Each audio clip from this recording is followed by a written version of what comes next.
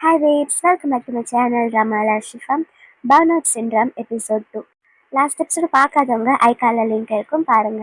ஜீரா காலையில தூங்கி எந்திரிக்கிறான். எந்திரிச்சதுமே அவன் பெயிண்ட் பண்ணால அந்த பெயிண்டிங்கை போய் பார்க்குறான்.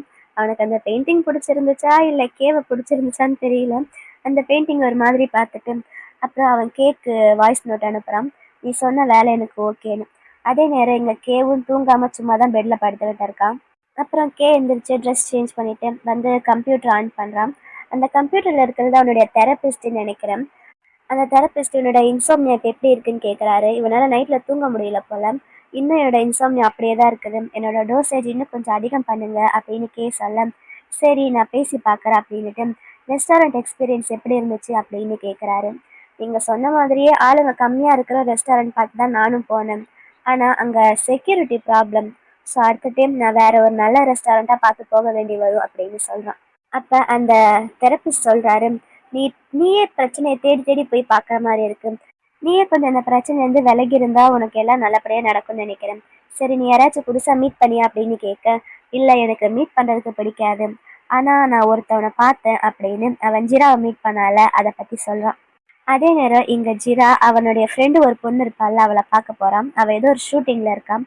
அந்த அவ கூட சேர்ந்து நீ வேலை பண்ணலான்னு முடிவு பண்ணிட்டு அப்படி தானே அப்படின்னு அந்த பொண்ணு கேட்குறான். சாச்சா அந்த மாதிரிலாம் ஒன்றும் கிடையாது அப்படின்னு அவன் சொல்ல, ஏண்டா பார்த்து கொஞ்சம் ஜாக்கிரதையா இரு. இந்த மாதிரி அழகான பணக்கார பசங்கள்லாம் பெரிய மாஃபியாவா இருப்பாங்க, எங்கேயாச்சும் போய் மாட்டிக்காத அப்படின்னு சொல்றான். அதுக்காக தான் இப்போ நான் உன்கிட்ட வந்திருக்கேன் அப்படின்னு சொல்றான். அப்படி அவன் சொல்லிக்கிட்டே இருக்கும்போது அவனுக்கு கேட்கிட்ட இருந்து ஏதோ ஒரு மெசேஜ் வருது. சரி நேற்று நைட்டு நடந்து என்ன உனக்கு ஞாபகம் இருக்கு அப்படின்னு கேட்க, சொல்ல போனா எனக்கு எதுவுமே ஞாபகம் இல்லை. அவன் ட்ரெஸ் இல்லாம வந்தது மட்டும்தான் ஞாபகம் இருக்குது அப்படின்னு சொல்றான். அதே நேரம் இங்கே கே வந்து அவனோட தெரபிஸ்ட் கிட்ட பேசிக்கிட்டு இருக்கான். அவன் ஒருத்தனை மீட் பண்ண அப்படின்னு சொல்லிட்டு அவன் ஜீராவை பற்றி சொல்லிக்கிட்டு இருக்கான். எப்படி நீ அவனை செலக்ட் பண்ண அப்படின்னு அவனோட தெரபிஸ்ட் கேட்க, அவன் வந்து என்னோட ஃபீல்டு கிடையாது, அவன் வேற ஏதோ ஃபீல்டு. ஸோ அவனால் என்னை கண்டிப்பாக ஏமாற்ற முடியாது. மட்டும் இல்லை அவன் ஆளே கொஞ்சம் வித்தியாசமாக இருக்கான். அவன் மனசில் என்ன நடக்குதோ அதை அப்படியே ஓப்பனாக வெளியில் சொல்லிடுறான் அப்படின்னு சொல்ல, இப்போ கேவை பார்க்கறதுக்கு இங்கே ஜிரா வந்திருக்கான்.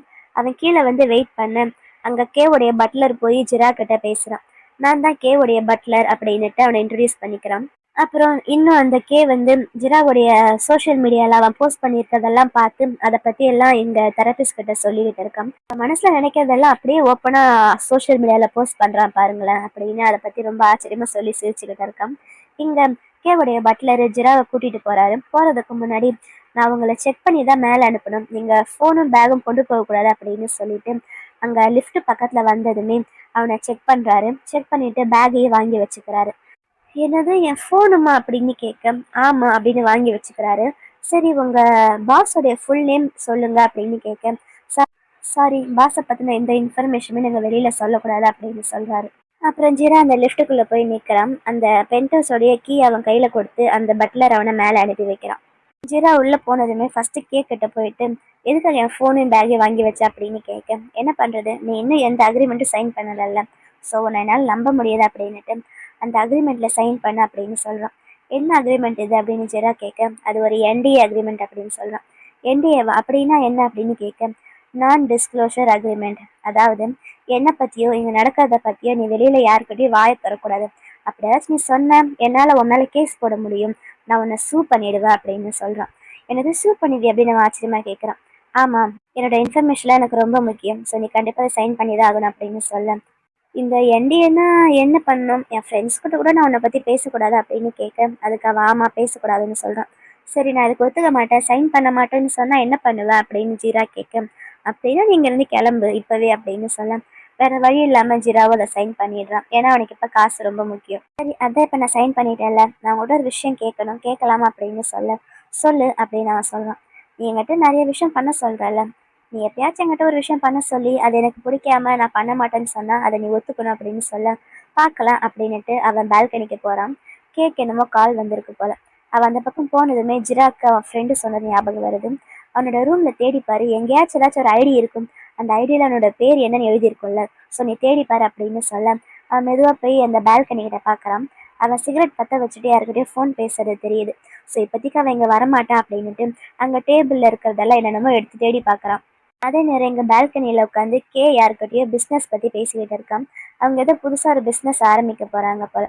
அந்த பிஸ்னஸை பற்றி ஏதோ இன்வெஸ்டர் கிட்ட பேசிக்கிட்டு இருக்கான். அவன் ஏதோ சம்திங் டெக் கம்பெனி வைக்க போகிறான் போல, இல்லை ஆல்ரெடி வச்சிருக்கான்னு என்னன்னு தெரியல.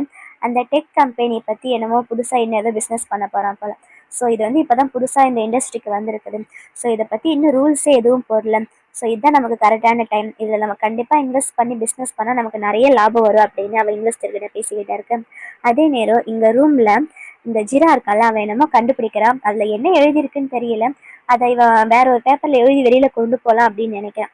அப்போ அவனுக்கு திடீர்னு ஞாபகம் வருது, பட்லர் இவன் உள்ளே வரும்போது இவனை ஃபுல்லாக செக் பண்ணி தானே உள்ளே அனுப்பினாரு. அதே மாதிரி இங்கேருந்து வெளியில் போகும்போது கண்டிப்பாக செக் பண்ணுவார்ல அப்படின்ற தாட் வர அவன் எழுதின பேப்பரை உடனே கிழிச்சு போட்டுறான். கிழிச்சு போட்டுட்டு அவன் ஏதோ ஒரு பேப்பரை கண்டுபிடிச்சால அந்த பேப்பரை பார்த்து இவனோட பேண்ட்ல எழுதி வச்சுக்கிறான். எங்க பால்கனிகிட்ட நின்று பேசிக்கிட்டு இருந்தாலும் அந்த இன்வெஸ்டர்கிட்ட பேசி முடிச்சுட்டு அவன் ஃபீமுக்கு கால் பண்றான். ஃபீம் இவனோட ஃப்ரெண்டு தான் போல. நான் இன்வெஸ்டர்கிட்ட பேசிட்டேன், அவங்க ஓகே சொல்லிட்டாங்க. ஆனால் ஒரு கண்டிஷன், நம்மளால இப்போ நிறைய காசு செலவு பண்ண முடியாது. ஸோ எம்ப்ளாயிஸ் சில பேரை வேலையை விட்டு தூக்கணும் அப்படின்னு சொல்ல, எத்தனை பேரை அப்படின்னு அவன் கேட்குறான். அதுக்கு சொல்கிறான், உன்னோட டிபார்ட்மெண்ட்டில் இருக்க எல்லாரும் தான் அப்படின்னு சொல்ல ஃபீம்க்கு என்ன சொல்கிறதுன்னு தெரியல. அப்புறம் கொஞ்ச நேரம் கழிச்சு மறுபடியும் ரிட்டர்ன் வந்துடுறான். அவன் ஜிராவை பக்கத்தில் வர சொல்லிட்டு அவனை அளவு எடுத்துகிட்டு இருக்கான். என்ன பண்ணுற நீ அப்படின்னு கேட்க, உன்னுடைய சைஸ்க்கு ட்ரெஸ் ரெடி பண்ணல அதுக்காக தான் அப்படின்னுட்டு ஃபுல்லாக அளவு எடுத்துகிட்டு இருக்கான். அப்போ ஜிரா கேட்குறான், எதுக்கு இப்போ இதெல்லாம் அப்படின்னு சொல்ல, நீ இப்போ நானாக மாற போகிற அப்படின்னு சொல்கிறான். என்னது அப்படின்னு ஜிரா கேட்க, ஆமாம், எனக்கு பதிலாக நீ போய் மீட்டிங்ஸ் அட்டன் பண்ணணும் அப்படின்னு சொல்கிறான். ஏன் அதை நீயே போய் பண்ண வேண்டியது தானே அப்படின்னு ஜிரா கேட்க, எனக்கு வெளியில் போய் யாரையும் மீட் பண்ணுறது பிடிக்காது, அது ஒரு பெரிய ட்ராமா. ஸோ எனக்கு பதிலாக நீ போக போகிற அப்படின்னு சொல்ல, ஆனால் நானும் ஒரு வெளியாள் தானே, நீ என்னை மட்டும் மீட் பண்ண அப்படின்னு சொல்ல, எனக்கு உன்கிட்ட எந்த ஃபீலிங்ஸும் வரல. ஸோ உன்னை பார்த்து எனக்கு பெருசாக எதுவும் பிரச்சனை இல்லை, அதனால தான் அப்படின்ட்டு அவன் இப்போ எடுத்தால மெஷர்மெண்ட் அதெல்லாம் யாருக்கும் ஃபோன் பண்ணி சொல்கிறான். சொல்லிவிட்டு ஈவினிங் 4 o'clock இந்த மெஷர்மெண்ட்டில் ட்ரெஸ் வேணும் அப்படின்னு சொல்கிறான். அப்புறம் அவன்கிட்ட ஒரு ஹெட்ஃபோனை கொடுத்து காதில் வைக்க சொல்லிட்டு, இப்போ நான் என்ன சொல்கிறேனோ அதெல்லாம் அப்படியே சொல்லு அப்படின்னு சொல்லி அவனுக்கு ட்ரைனிங் கொடுக்க ட்ரை பண்ணுறான். அவன் தூரமாக போய் நின்றுட்டு ஒவ்வொரு டைலாக்கை சொல்ல அதை அவனை ரிப்பீட் பண்ண சொல்கிறான். ஃபஸ்ட்டு இவன் எதுவும் ரிப்பீட் பண்ண மாட்டான். என்ன சொல்கிற நீ அப்படின்னு ஜீரா ஒரு மாதிரி கேட்க, இப்போ நீ இதை ப்ராக்டிஸ் பண்ணிக்கணும், அப்போ தான் அங்கே போய் உன்னால் சரியாக வேலை செய்ய முடியும் அப்படின்னுட்டு அவன் சொல்கிறதெல்லாம் ரிப்பீட் பண்ண சொல்கிறான். ஆனால் ஜீரா அதை பண்ண மாட்டான். ஏன், நீ ஒரு ஆக்டர் தானே, உன்னால் இது சரியாக பண்ண முடியாது அப்படின்னு கேட்க, நான் ஒரு ஆக்டர்னா எனக்கு அந்த என்ன சுச்சுவேஷன்னு தெரியும், அந்த இடத்துல அந்த கேரக்டரோட பேக்ரவுண்ட் எனக்கு தெரியும். ஸோ அதுக்கேற்ற மாதிரி நான் ஆக்ட் பண்ணுவேன். ஆனால் இப்போ நீ என்ன சுச்சுவேஷன் எதுவுமே சொல்லாமல் நீ பாட்டுக்கு டயலாக் சொல்லிவிட்டு அதை என்ன ரிப்பீட் பண்ண சொல்கிறான், என்னால் அதை எப்படி பண்ண முடியும் அப்படின்னு கேட்குறான். அப்போ பக்கத்தில் வந்துட்டு, சரி வேணா ஒன்று பண்ணலாம், இப்போ நான் உனக்கு சுச்சுவேஷன் சொல்கிறேன், ஆனால் அந்த சுச்சுவேஷனில் இப்போ நீ என்ன மாதிரி நடிக்க வேண்டாம், நீயா இரு. இது வரைக்கும் நீ எத்தனையோ இன்டர்வியூக்கு போய் அட்டன் பண்ணியிருக்கல, அங்கெல்லாம் அவங்க உன்னை எப்படி ட்ரீட் பண்ணாங்க, அந்த சுச்சுவேஷன் நீ மனசில் வச்சுக்கோ. அதை வச்சு இப்போ நான் சொல்கிற டைலாக்கெல்லாம் நீ ரிப்பீட் பண்ண போகிற அப்படின்னுட்டு ஒவ்வொரு டைலாக்காக சொல்கிறான். ஆனால் இப்போ சொல்கிறதெல்லாம் என்ன டைலாக் தெரியுமா, ஜீரா மனசில் இருந்ததெல்லாம் சோஷியல் மீடியாவில் போஸ்ட் பண்ணிக்கிட்டே இருப்பாள்ல, அதாவது இன்டர்வியூக்கு போயிட்டு வரும்போது அதெல்லாம் அந்த டைலாக்ஸை தான் ஒவ்வொன்றா சொல்ல அதை ஜீரா அப்படியே ரிப்பீட் பண்ணிக்கிட்டே இருக்கான். ஆனால் ஜீராக்கு அந்த மொமெண்ட் வந்து ரொம்ப எமோஷ்னலாக இருக்குது. இருந்தாலும் அவன் சொல்ல கரெக்டாக அதெல்லாம் ரிப்பீட் பண்ணிக்கிட்டே இருக்கான். கடைசியில் அவனுக்கு அழுகே வந்துடுது. அவன் கேட்குறான், என்னோட சோஷியல் மீடியாவில் நீ பார்த்தியா அப்படின்னு கேட்க, பதில் சொல்லாமல், இப்போ நீ ரொம்ப நல்லா வேலை செஞ்ச, ஆனால் அடுத்த டைம் இந்த மாதிரி அழாமல் ஒழுங்காக டைலாக் பேச அப்படின்ட்டு அவன் அங்கேருந்து போயிடுறான். கொஞ்சம் வைன் கொண்டு வரான். அது வந்து ப்ளம்ப் வைனாமாம். நான் எப்பெல்லாம் ரொம்ப ஸ்ட்ரெஸ்ஸாக இருக்கணும் அப்போல்லாம் இது குடிப்பேன் அப்படின்ட்டு, இந்த நீயும் குடி அப்படின்னு அவனுக்கு கொஞ்சம் கொடுக்குறான். அதே நேரம் இங்கே ஃபீம் இருக்கான்ல, ஃபீம் கிட்ட சொல்லியிருந்தாலும் அவனோட டீமில் இருக்க எல்லா மெம்பர்ஸும் ஃபயர் பண்ணணும்னு. அதை எப்படிதான் இப்போ நம்ம அவங்ககிட்ட சொல்லணும் அப்படின்னு அவன் தயங்கிக்கிட்டே போகிறான். அவன் சொல்ல போகிறான். அப்போ அவங்க எல்லாருமே சேர்ந்து இவனுக்காக ஒரு சர்ப்ரைஸ் பர்த்டே பார்ட்டி ரெடி பண்ணியிருக்காங்க. அவங்க எல்லாரும் சேர்ந்து இவனுக்கு பர்த்டே விஷ் பண்ணுறாங்க. அந்த நிலைமையில ஃபீமுக்கு என்ன சொல்கிறது, எப்படி ட்ரீட் பண்ணுறது ஒன்றுமே புரியல. அவன் எதுவும் சொல்லாமல் சும்மா வந்துடுறான். அதுக்கப்புறம் வெளியில் வந்து அவன் தம் அடிச்சுட்டு இருக்கான். அவன் ஃப்ரெண்டு அங்கே வரான். அவன் ஃப்ரெண்டு கேட்குறான், என்னடா ஆச்சு, நீ உனக்கு சர்ப்ரைஸ் பிடிக்காது போல அப்படின்னு சொல்ல, அப்போ ஃபீம் தயங்கிக்கிட்டே நடந்த விஷயத்த சொல்கிறான். அதாவது இவன் டீம் மெம்பர்ஸ் எல்லாருமே இப்போ அவன் ஃபயர் பண்ணி ஆகணும்ல. அதை கேட்டதுமே அவன் ஃப்ரெண்டை ரொம்ப அப்செட் ஆகிடுறான். ஏன்னா அவனும் ஒரு எம்ப்ளாயி தானே. என்னடா சொல்கிறேன், அவனுக்கு வேறு வேலையே இல்லையா, நீ அவனோட ஃப்ரெண்டு தானே, அவங்ககிட்ட பேசி புரியவை, எப்படி அவன் நம்மளை ஃபயர் பண்ணலாம் அப்படின்னு கேட்குறான். என்னடா பண்ணுறது, இப்போதைக்கு இவங்க ரெடி பண்ண ஏஐ இவங்களை ரிப்ளேஸ் பண்ணிடுச்சு அப்படின்னு சொல்கிறாங்க. அதாவது இத்தனை நாள் அவங்க செஞ்சுக்கிட்டு இருந்த வேலை என்னன்னா கோடிங் பண்ணிட்டு இருப்பாங்க, ஏஐக்கு ஆப் டெவலப்மெண்ட் அதெல்லாம் கற்றுக் கொடுக்கறதுக்காக. ஸோ அவன் ஃப்ரெண்டு சொல்கிறான், அப்படின்னா இத்தனை நாள் நான் கஷ்டப்பட்டு எழுதின கோடிங்கு அந்த ஏஐ இப்போ என்னை வேலையை விட்டு தூக்க போகுது அப்படின்னு சொல்கிறான். அப்போ ஃபீம்க்கு என்ன சொல்கிறதுன்னு தெரியல. கொஞ்ச நாளைக்கு நீ வேணா வந்து என் கூட தங்கிக்கூட, காசு ரொம்ப செலவு பண்ணாத, காசு சேர்த்துவை அப்படின்னு சொல்ல அவன் ஃப்ரெண்டுக்கு செம்மையாக கடுப்பாகுது. இங்கே மிஸ்டர் கே வந்து புதுசாக ட்ரெஸ் ஆர்டர் பண்ணியிருந்தால ஜீராக்காக, அந்த ட்ரெஸ் வந்துடுச்சு. அந்த ட்ரெஸ்ஸு கொண்டு போய் அவன் ஜீரா கிட்ட கொடுக்குறான். இந்த டைம் ஆயிடுச்சு, இந்த ட்ரெஸ் போட்டு வா, உனக்கு வேலை வந்துடுச்சு அப்படின்னு சொல்ல அவனும் கண்ணை தொடச்சிட்டு ட்ரெஸ் எல்லாம் போட்டு வரான். இப்போ நான் எங்கே போகணும், யாரை மீட் பண்ணணும் அப்படின்னு அவன் கேட்க, இப்போ மீட் பண்ண போகிறது தேம்ஸ் அப்படின்னு சொல்கிறான்.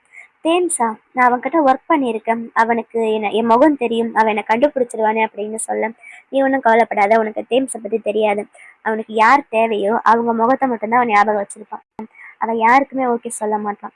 அதான் இப்போ ஒன்றை வச்சு நான் ட்ரை பண்ண போகிறேன் அப்படின்னு சொல்கிறான். அப்போ கொஞ்ச நேரத்தில் தேம்ஸ் அங்கே வரான். தேம்ஸ் வந்ததுமே அவனுக்கு எந்திரிச்சு நின்று ஜிரா வெல்கம் பண்ணுறான். அப்புறம் பேச, அவங்க ஏதாச்சும் பேச அப்படின்னு சொல்ல ஜீராவும் அவனால் முடிஞ்ச அளவுக்கு தேம்ஸ் கிட்ட பேச ட்ரை பண்ணுறான். ஆனால் அந்த தேம்ஸ் வந்து ரொம்ப ஸ்ட்ரிக்டாக இருக்கான், பெருசாக எதுவுமே ரிப்ளையே பண்ண மாட்டான். இப்போ எதுக்காக இங்கே வர சொல்லியிருக்கா அப்படின்ற மாதிரி ஒரு மாதிரி கடுப்பாகவே பார்த்துக்கிட்டு இருக்கான். அப்போ அவன் பாக்கெட்டில் இருக்க பேப்பரை எடுத்து அவன்கிட்ட கொடு அப்படின்னு சொல்ல இவன் அந்த பேப்பரை எடுத்து கொடுக்குறான். அதை பார்த்துட்டு தேம்ஸ் கேட்குறான், இப்போ இந்த அமௌண்ட்டுக்கு நீங்கிட்ட என்ன எதிர்பார்க்குற அப்படின்னு கேட்க மிஸ்டர் கே வந்து அவனுக்கு சொல்லி கொடுக்குறான். போர்டில் எனக்கு ஒரு சீட்டு வாங்கி தரணும் அப்படின்னு சொல்ல அவன் சொன்ன மாதிரியே இங்கே ஜிராவும் சொல்கிறான். ஆனால் அதுக்கு தேம்ஸ் ஒத்துக்க மாட்டான். இதெல்லாம் எனக்கு சரிப்பட்டு வராது அப்படின்னுட்டு தேம்ஸ் அங்கிருந்து எந்திரிச்சு போக போறான். அப்ப கே சொல்றான், டேய் ஏதாச்சும் சொல்லுடா, அவனை இங்கிருந்து போக விடாத, ஏதாச்சும் பண்ண அப்படின்னு சொல்ல ஜிராக்கு என்ன பண்றதுன்னு தெரியல. அப்ப கே முன்னாடி ஆப்போசிட்ல வந்து தெரியாம தேம்ஸ் மேல ட்ரிங்க்ஸ் ஊத்துற மாதிரி ஊத்திடுறான். வேற வழி இல்லாம தேம்ஸ் அங்கிருந்து வெளியில போகாம ரெஸ்ட் ரூம்குள்ள போறான். இப்போ பின்னாடியே போய் ஏதாச்சும் பண்ணு, பண்ணிட்டு நீ ஒழுங்கா வேலை செய்யல நான் உன்னை ஃபயர் பண்ணிடுவேன் அப்படின்னு கே அவனை மிரட்டுறான். அவன் பின்னாடியே போறான் ரெஸ்ட் ரூம்க்கு. தேம்ஸ் அவனோட ட்ரெஸ்ஸை க்ளீன் பண்ண ட்ரை பண்ணிக்கிட்டு இருக்கேன், நான் வேணா ஹெல்ப் பண்ணவா அப்படின்னு சொல்ல தேம்ஸு சரின்னு சொல்றான். அப்ப ஜிரா பக்கத்துல வந்து அவன் ட்ரெஸ்ஸை க்ளீன் பண்ணி விடுறான். அப்ப க்ளீன் பண்ணும்போது அவனோட ட்ரெஸ்ஸை பார்த்துட்டு, இந்த சூட்டு உங்க பிராண்டோட டிஎன்ஏ தானே, 1991 மாடல் தானே அப்படின்னு சொல்ல, உனக்கு எப்படி தெரியும் அப்படின்னு தேம்ஸ் கேட்குறான். நான் இந்த மாடல் வச்சுதான் என்னோட தீசிஸே பண்ணேன் அப்படின்னு சொல்ல, ஓ அப்படியே அப்படின்னு தேம்ஸ்க்கு வந்து கொஞ்சம் இன்ட்ரெஸ்ட் வருது அவன் மேல. அப்புறம் உனக்கு நீ என்ன பண்ண தீசஸ்ல அப்படின்னு கேட்க இவனுக்கு மாடலிங்கும் தெரியும் தானே, ஸோ அதை பத்தி கொஞ்ச நேரம் பேசுறான். உங்களோட மாடல் அப்படின்னு தேம்ஸோட மாடலை பத்தி அந்த பிராண்டை பத்தியும் கொஞ்சம் பெருமையா பேச தேம்ஸுக்கு கொஞ்சம் ஐஸ் வச்ச மாதிரி ஆயிடுது. சரி இப்போ உனக்கு என்ன வேணும் அப்படின்னு கேட்க, ஒரே ஒரு சீட் தானே, சரி ஓகே அப்படின்னு தேம்ஸ் சொல்லிடுறான். உடனே ஜிராக்கு செம்ம ஹாப்பி ஆயிடுது. அவனோட ஃபர்ஸ்ட் வேலையை அவன் சக்சஸ்ஃபுல்லா செஞ்சு முடிச்சுட்டான். அப்புறம் ஜிரா இந்த பர்ன் அவுட் பார் இருக்குல்ல அங்க வந்திருக்கான்.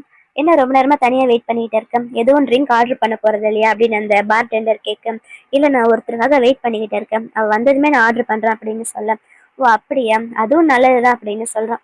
சரி லைஃப் எல்லாம் எப்படியே போயிட்டு இருக்கு அப்படின்னு கேட்க, எனக்கு புதுசா ஒரு ஜாப் கிடைச்சிருக்குது, என்னோட ஜாபை பத்தி சொல்லிக்கிட்டு இருக்கேன்.